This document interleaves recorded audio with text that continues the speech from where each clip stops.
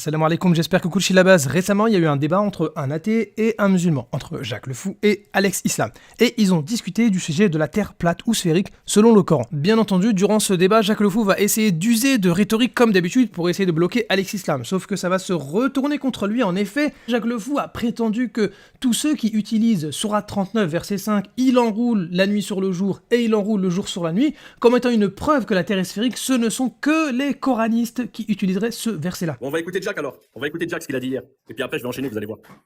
Avec ce verset-là, d'où tu as ramené ça? Ce verset-là, quand on va aller voir les explications, les exégètes, personne n'explique ce verset que Allah dit que la terre est sphérique. Ok, donc vous avez entendu. Là, je peux pas faire plus simple. Il a dit personne, aucun savant selon lui, fil islam, a utilisé ce verset sur la 39, verset 5, pour dire que la terre était sphérique. Tu as répété 17 fois. Montre ta preuve, arrête de répéter. Ne raconte pas une histoire. Tous ceux qui utilisent ce verset, ce sont des coranistes. Donc, Montre. Cheikh Uthaymin, c'est un coraniste pour toi. Ibn Hazm, c'est un coraniste pour toi. Cheikh al-Islam Ibn Taymiyyah, c'est un coraniste pour toi. C'est fini. Hier, t'as menti sur un hadith et maintenant tu mens sur nos sources. Aïe aïe aïe aïe aïe, ça se passe vraiment pas très bien pour Jacques le Fou. Et si Alex Islam a raison, alors toute la technique d'intimidation de Jacques le Fou, comme quoi il ne veut écouter que des musulmans sunnites et pas des coranistes, tombe à l'eau, puisque lui-même, il est en train de montrer qu'il ne connaît rien aux arguments des coranistes et des sunnites en même temps. Alors, on va vérifier tout de suite, est-ce que c'est vrai que Jacques le Fou a prétendu que tous ceux qui utilisent Sourate 39, verset 5, comme argument pour la terre sphérique, ce ne sont que les coranistes, parce que ça semble quand même gros, non? Est-ce que Alex Islam a raison ou pas? On vérifie tout de suite. Alors, comme ça, tu as affirmé que dans le Coran, la terre était sphérique et tu as cité wa yukawwiru al-layla 'ala an-nahar. Donc, il enroule le jour sur la nuit. T'es sérieux, Alex Islam? J'ai cité que ça? Non, est-ce que tu as cité ça? J'ai cité que ça. Donc, je veux le dire, J'ai cité que ça. les gens qui disent que ce verset-là, à témoin ou en otage. les gens qui disent que ce verset prouve que Allah dit que la terre est sphérique, vous savez qui c'est ou pas? C'est les coranistes. C'est les coranistes qui citent cette preuve. Les bras m'en sont tombés quand j'ai entendu Alex Islam utiliser comme dalil, donc preuve, dans le Coran, un verset, pour dire que la terre est sphérique, et il a cité ce verset-là. Mais qu'est-ce que tu es en train de faire, Alex Islam? Tu vires coraniste? Ah, finalement, Alex Islam avait bien raison. Jacques le Fou a prétendu que tous ceux qui utilisent Sourate 39, verset 5 comme étant une preuve que la terre est sphérique, ce sont les coranistes. Et il va même accuser Alex Islam d'être coraniste. Mais Jacques le Fou, qu'est-ce que tu fais? Mais tu fais quoi, Jacques? Renseigne-toi avant de parler. Bon, bien évidemment, Alex Islam lui a cité lors de ce débat plusieurs savants sunnites qui se basaient sur Sourate 39, verset 5, comme preuve que la terre est sphérique. Et entre autres, il lui a cité Ibn Hazm et aussi Ibn Taymiyyah. Et là, Jacques le Fou n'y croit pas trop parce qu'il sait que Ibn Taymiyyah, c'est quand même une grande référence chez les musulmans sunnites, l'un des plus grands savants. Donc hier, quand tu as cité Ibn Taymiyyah, parce que c'était ça ta réponse, Ibn Taymiyyah, ça veut dire que tu as menti. Ibn Taymiyyah n'a pas utilisé ce verset pour dire que la terre est sphérique. Pardon, tu peux répéter? Ibn Taymiyyah n'a pas utilisé Sourate 39, verset 5? Ça veut dire que tu as menti. Ibn Taymiyyah n'a pas utilisé ce verset pour dire que la terre est sphérique. Non, Jacques, pas toi, s'il te plaît. Prenons Majmou' Fatawa d'Ibn Taymiyyah au tome 6, page 587. Tiens, c'est bizarre, c'est quel verset ça? Yukawwiru al-layla 'ala an-nahar wa yukawwiru an-nahara 'ala al-layl at-takwir at-tadwir. Et il va même le répéter, encore une fois, tome 25, page 193, le même verset, Yukawwiru al-layla 'ala an-nahar wa yukawwiru an-nahara 'ala al-layl, c'est-à-dire Coran, sourate 39, verset 5. Et il va te dire, entre autres, que la nuit et le jour portent sur la Terre, la planète Terre. Donc, étant donné qu'il y a un enroulement de la nuit sur le jour et du jour sur la nuit, c'est que forcément, le corps qui reçoit, soit la nuit, soit le jour, qui est la Terre, est sphérique. Donc, ce qu'explique ici Ibn Taymiyyah à partir du verset, c'est quelque chose de très clair. Étant donné que le jour et la nuit ont lieu sur la planète Terre, et que le jour s'enroule sur la nuit, et que la nuit s'enroule sur le jour, donc le lieu où ça se fait, donc la planète Terre, forcément, elle est concernée par cet enroulement. Donc la Terre, automatiquement, elle est sphérique. C'est très logique à comprendre et c'est très simple. Et les savants vont très souvent expliquer at-takwir, donc l'enroulement, comme étant le fait de rassembler une chose sur elle-même, avec exemple très souvent cité, celui du turban. Lorsqu'un turban, on va le rassembler sur lui-même, ça va former une boule, comme la planète Terre. Et cette expérience-là, on l'a tous déjà faite avec un bout de papier qu'on va rassembler à l'intérieur de notre main pour former une boule. Et cet exemple du turban, on va le revoir après dans un tafsir très important. Non, Jacques, s'il te plaît, c'est qui ment maintenant? C'est toi ou c'est Alex Islam? Là, on a bien vu que c'était toi qui mentais. Bon, Jacques, s'il te plaît, fais-moi plaisir, répète-moi ce que tu avais dit tout à l'heure sur Sourate 39, verset 5. Donc, je veux le dire, c'est les coranistes qui citent cette preuve. Bon, maintenant, regarde, Jacques, je vais te citer 4 exégètes qui sont en plus contemporains, parce qu'on sait que les coranistes, ils se sont beaucoup plus manifestés récemment. Donc là, regarde, je te cite 4 tafassirs qui sont connus, et ils sont tous sunnites. Alors, ils sont pas tous d'accord en plus entre eux, sur plusieurs points, ils vont diverger, mais tous sont sunnites, et tous ont utilisé sourate 39, verset 5, comme preuve que la Terre était sphérique. Et en plus, je te sors 4 exégètes qui vivaient dans des régions différentes. Donc tu vas pas me dire, oh, ils se sont mis d'accord, ils étaient même pas d'accord sur plein de points. Mais pourtant, ils ont utilisé le même argument qui ne vient pas des coranistes. Alors prenons par exemple Tafsir al-Manar, qui est fait par Mohamed Rashid Rida, et qui était un musulman sunnite syrien. Il nous cite clairement, sourate 39, verset 5. Donc, je veux le dire, c'est les coranistes qui citent cette preuve. At-Tahrir wa Tanwir d'Ibn Ashur, qui était un musulman sunnite tunisien. Et il va utiliser également sourate 39, verset 5, pour prouver que la Terre est sphérique. Donc, je veux le dire, c'est les coranistes qui citent cette preuve. Adwa al-Bayan de Mohamed Amin al-Shenqiti, qui était un musulman sunnite mauritanien. Et lui aussi, il va citer sourate 39, verset 5, comme preuve que la Terre est sphérique. Donc, je veux le dire, c'est les coranistes qui citent cette preuve. Et enfin, le dernier, le tafsir d'Al-Uthaymin, qui est un savant musulman sunnite, mais en plus d'Arabie Saoudite, et qui va utiliser sourate 39, verset 5, comme preuve que la Terre est sphérique. Tu vas nous dire que Cheikh Al-Uthaymin, donc l'un des plus grands savants d'Arabie Saoudite, est coraniste, mais ça va pas dans ta tête, Jacques. Donc, je veux le dire, c'est les coranistes qui citent cette preuve. Bon, c'était encore un mensonge de Jacques, peut-être le 100e, j'ai pas fait les calculs. Maintenant, Jacques, ce qu'il va essayer de faire, il va essayer de retourner la situation en prétendant qu'il parlait des 5 plus grands exégètes. Comment ça se fait qu'ils ont pas parlé de ça, et comment ça se fait qu'ils ont contredit les autres? Ça veut dire que les explications du verset, écoutez bien, les explications du verset de Qurtubi, d'Ibn Kathir, de Sa'di et tous les autres, donc les plus grands savants qui ont expliqué ce verset, est-ce que ça veut dire qu'ils se sont trompés? Je vous assure, moi c'est ça qui m'intéresse. Est-ce que ça veut dire que les plus grands chouyours, même le Cheikh al-Mufassirin, comme ils aiment l'appeler, ça veut dire Tabari ou Ibn Kathir, quand ils ont expliqué ce verset, ils ont donné complètement une autre explication. Est-ce que ça veut dire que, puisque Ibn Hazm a raison, ça veut dire que ces chouyours-là se sont trompés? Moi c'est ça qui m'intéresse. Non, c'est pas ça qui nous intéresse, Jacques. Ce qui nous intéresse, c'est ta compréhension de ce qu'est l'islam sunnite et de ce que sont les coranistes. Puisque selon toi, tous ceux qui ont une interprétation différente des 5 exégètes que tu as cités sont coranistes. Et là, Alex Islam va bien l'attraper là-dessus. Tu as mentionné l'imam Saadi, sache que le professeur de Cheikh Uthaymin, c'est Cheikh Ibn Baz et aussi l'imam Saadi. Tu as mentionné Cheikh Ibn Kathir, ok, alors que sache que le professeur d'Ibn Kathir, c'est Cheikh al-Islam Ibn Taymiyyah. Tu as encore menti quand tu dis que Cheikh al-Islam Ibn Taymiyyah, c'est pas un mufassir.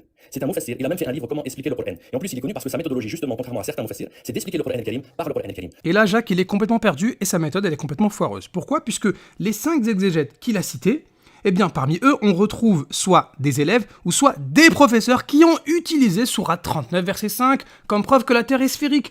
Donc, si on prend le raisonnement de Jacques, en dehors de ces 5 exégètes, tout le monde est coraniste. C'est-à-dire, les professeurs ou les élèves de ces 5 que lui-même a cités sont eux-mêmes coranistes. Mais Jacques, réfléchis un petit peu. Alors maintenant, Jacques, écoute bien, je vais t'expliquer comment ça marche l'islam sunnite. Un musulman sunnite, il accepte les paroles d'un savant ou il peut les rejeter, puisqu'il va estimer que le savant peut se tromper. Par contre, celui de qui on ne peut pas rejeter, c'est celui de qui on prend la sunna, c'est-à-dire le prophète, alayhi salatu wassalam.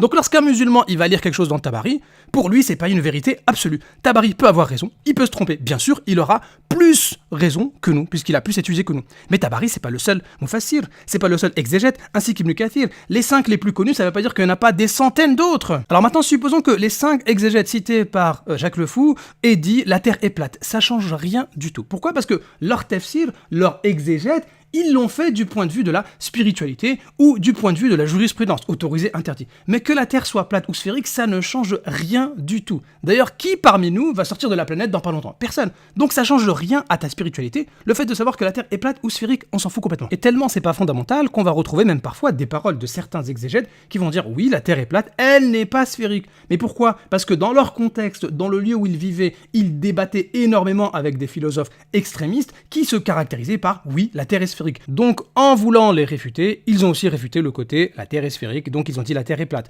Pourtant, Ibn Taymiyyah, qui date de plusieurs siècles, avait bien dit que les musulmans sont unanimes sur le fait que la Terre est sphérique. Mais il y en avait quand même qui disaient que la Terre était plate. Donc la méthode de Jacques le Fou, elle est nulle, puisqu'il peut trouver des exégètes qui vont dire oui, la Terre est plate. Nous, ce qui nous intéresse, c'est sur base de sourate 39, verset 5. Est-ce que des exégètes ont expliqué sourate 39, verset 5 avec une explication qui va contredire ceux qui ont dit que la Terre est sphérique? Et ça, c'est pas ce que Jacques le Fou prouve, pas du tout. Au contraire, les exégètes qu'il a cités ne contredisent pas l'interprétation de sourate 39, verset 5, qui montre que la Terre est sphérique. Prenons par exemple l'un des plus grands commentateurs qui est celui de At-Tabari. Alors ce qu'il faut savoir, c'est que Tabari, lui, ce qui l'intéresse, c'est pas le côté terre plate ou terre sphérique. Lui, il va s'intéresser à la compréhension des versets du Coran à travers le Coran, à travers les explications du prophète alayhi salatu wassalam, ou des compagnons, et également le contexte des révélations, contexte historique, etc. Pour lui, terre plate ou terre sphérique, il s'en fout complètement. Donc, vous trouverez pas de parole chez Tabari qui dit la Terre est sphérique ou la Terre est plate. Parfois même, on trouve chez Tabari que la Terre a été aplanie, c'est-à-dire longueur, largeur, etc. On pourrait même penser qu'il pense que la Terre est plate, sauf qu'il ne s'exprime pas clairement. Donc, Terre plate ou Terre sphérique, Tabari va dire « et alors ?» Lui, il va dire « moi, je cherche la spiritualité, je cherche à comprendre le message du Coran, le message qui concerne l'au-delà, et non pas la géographie ou bien l'aspect de la Terre, puisque c'est pas l'objet de son tafsir. Hein. Quelqu'un d'autre aurait pu le faire, prendre les versets de manière scientifique. Lui, il ne fait pas ça. Donc c'est pas une preuve que de citer Tabari en disant Tabari sourate 39, il n'a pas expliqué que ce verset veut dire que la Terre est sphérique. Maintenant, la question importante, c'est est-ce que Tabari va expliquer sourate 39, verset 5, d'une manière qui va contredire l'explication des autres exégètes qui ont dit que ce verset prouvait que la Terre était sphérique. Absolument pas. Pourquoi ? Puisque l'explication de Tabari, il enroule yukawiru, il va l'expliquer avec un autre verset du Coran qui est sourate 7, verset 54. Comme quoi, la nuit va recouvrir le jour et le jour va recouvrir la nuit. Donc son explication ne contredit pas l'explication de la Terre sphérique. Puisque Tabari, ce qu'il nous dit, c'est qu'il explique ce verset avec un autre verset du Coran qui dit que la nuit recouvre le jour, et ceux qui ont utilisé ce verset-là pour dire que la Terre était sphérique, ils te disent oui, c'est un recouvrement, mais ils vont rentrer dans le comment. Comment ça se fait ? À l'aide d'un enroulement. Donc Tabari, il te dit ça recouvre, et les autres te disent ça recouvre de quelle manière ? Donc en fait, c'est pas deux explications qui se contredisent. D'ailleurs, yukawiru, ce verbe-là, qu'est-ce qu'il veut dire ? Eh bien, quand on regarde at-takwir, cité par Tabari, par exemple, dans la sourate numéro 81, Idha shamsu kuwirat. Qu'est-ce que ça veut dire Idha shamsu kuwirat ?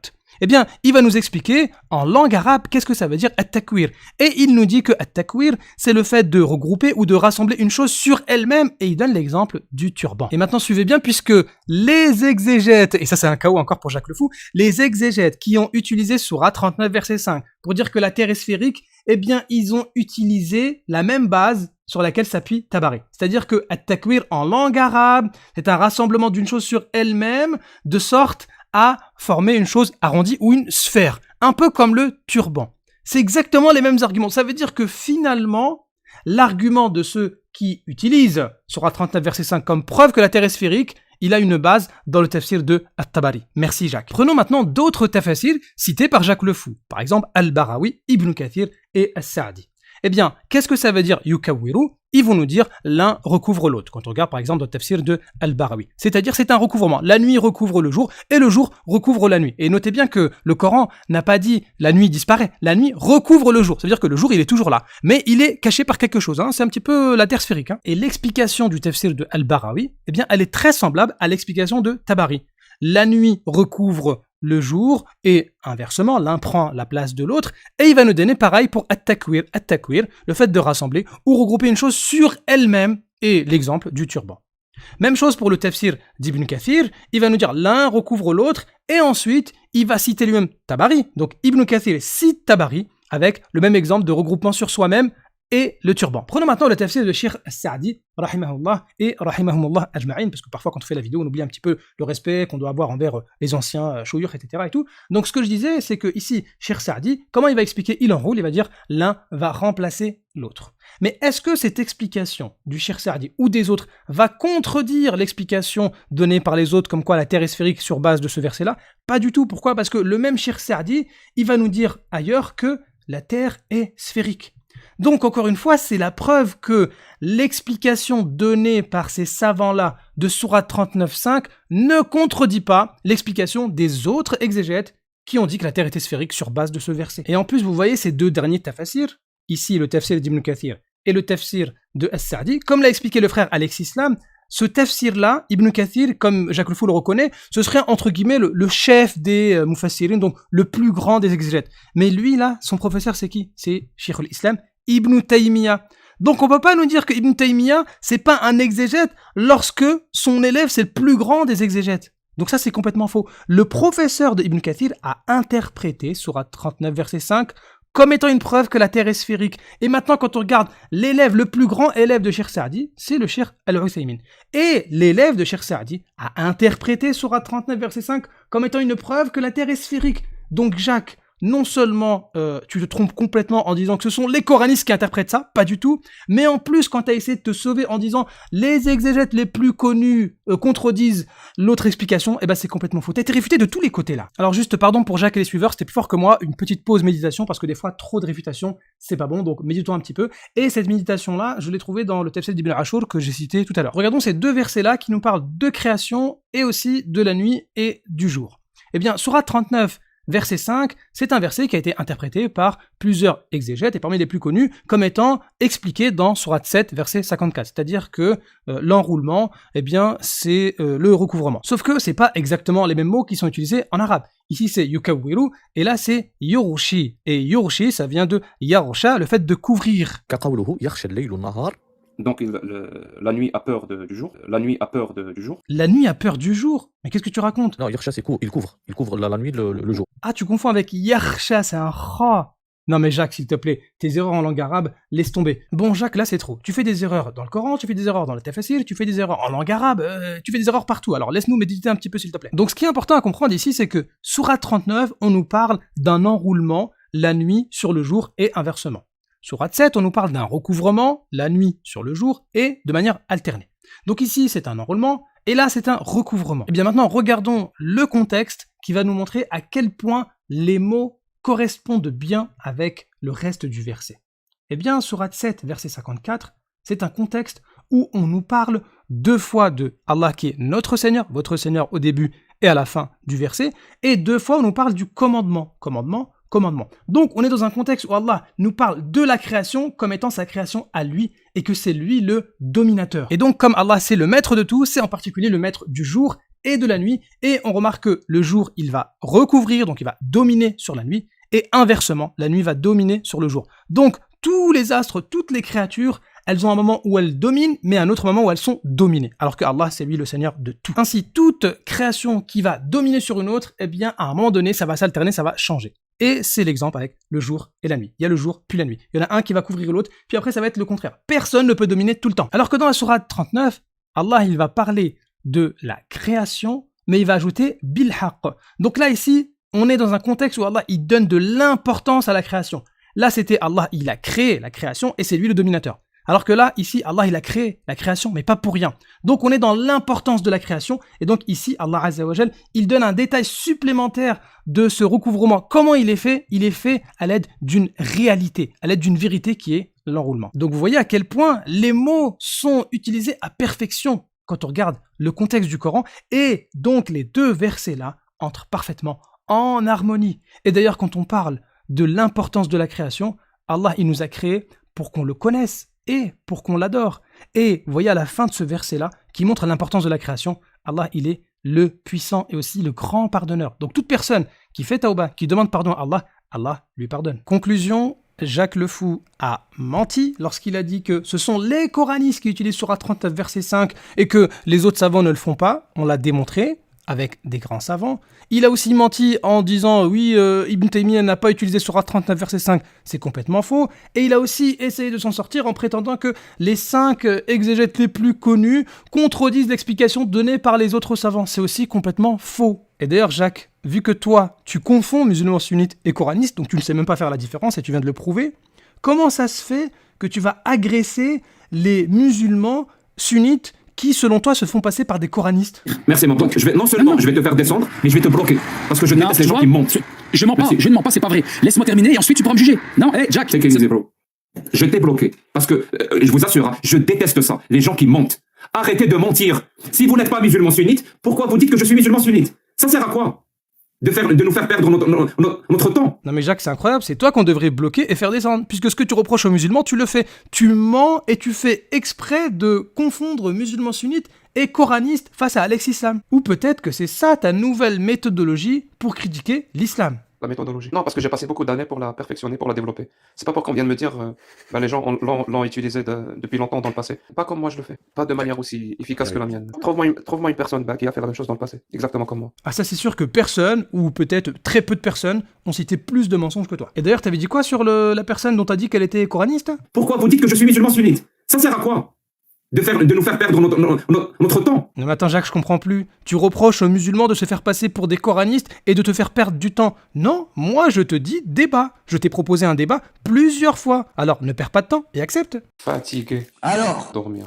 alors, C'est pas le seul à demander. alors, Plein de choses à côté que je dois faire. alors, J'ai ma vie à côté, j'ai alors, ma vie de famille, alors, ma vie professionnelle à côté. alors. Il y a plein de choses à gérer. N'inventez pas des choses.